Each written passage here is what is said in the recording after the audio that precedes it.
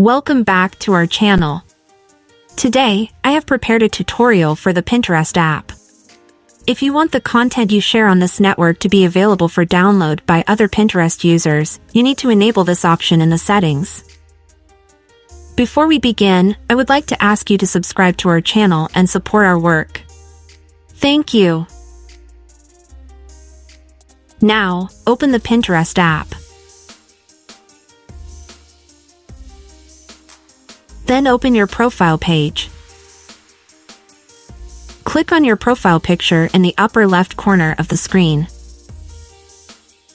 On the page that opens, find and open Social Permissions.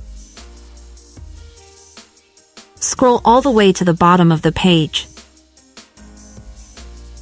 There you will notice the Video Pin Downloads option is turned off.